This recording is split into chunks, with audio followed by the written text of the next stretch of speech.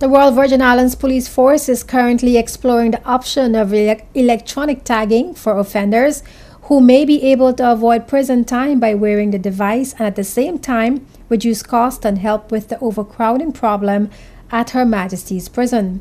Speaking with JTV News on Friday evening, Governor Boyd McCleary explained that currently there is a problem with congestion at Her Majesty's Prison, which was initially built to hold 68 prisoners but now has over 100.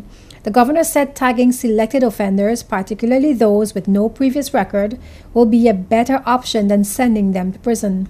I mean, the prison is indeed overcrowded.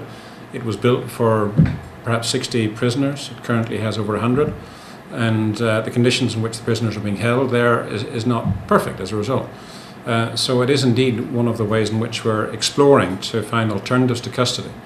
And particularly with a young person who has no offending record, say a young person is caught for some relatively minor offence, it's actually better for the young person not to go to prison if we can find an alternative means of tracking him and seeing whether he's prepared to go straight.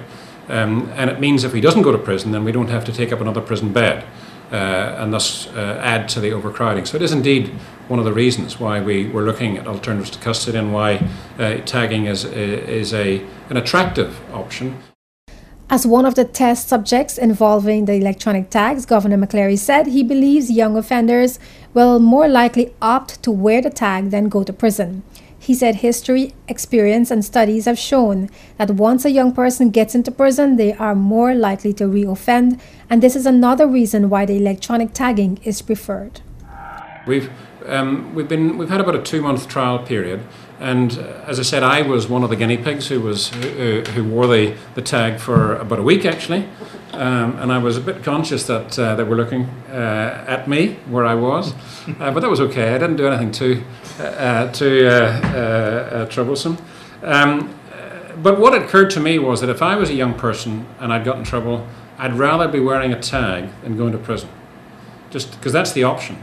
The court would have the option of putting someone in prison, but the court, if we get this right, would have the option of leaving someone out of prison. And history or experienced academic studies suggests that once a young person gets into prison, they're more likely to reoffend.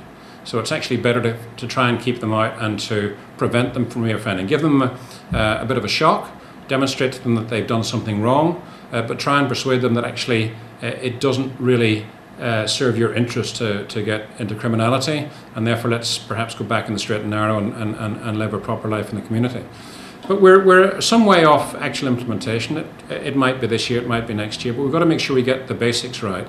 And it may be that for some uses we would have to effect changes to the law, so we would have to go to the Assembly to ask for that.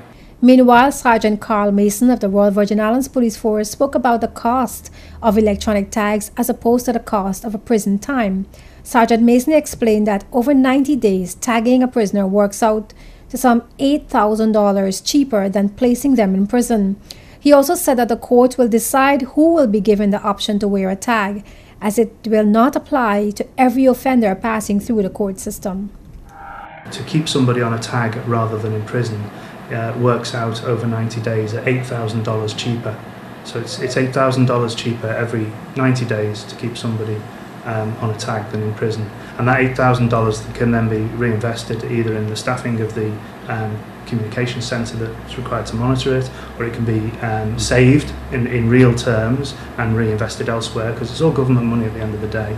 And that's really what makes it attractive to all the other jurisdictions around the world who have adopted this model. The term is, it is significantly cheaper to have somebody on a tag. In terms of whether the organisation would suddenly decide to let all the prisoners out, that's not going to happen. The people who are tagged will have to be selected very, very carefully. That's right.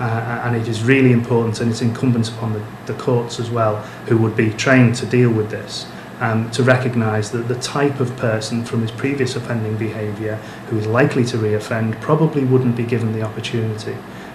According to Governor McCleary, the issue of tagging has been looked at by the Criminal Justice Advisory Group, which was formed last year. A part of the group's research includes a report written by Sergeant Mason after his visit to the Cayman Islands, where he observed the use of electronic tagging, and this report will be submitted to the Criminal Justice Advisory Group after which further advice will be given to government on the steps to introduce electronic tagging here in the BVI.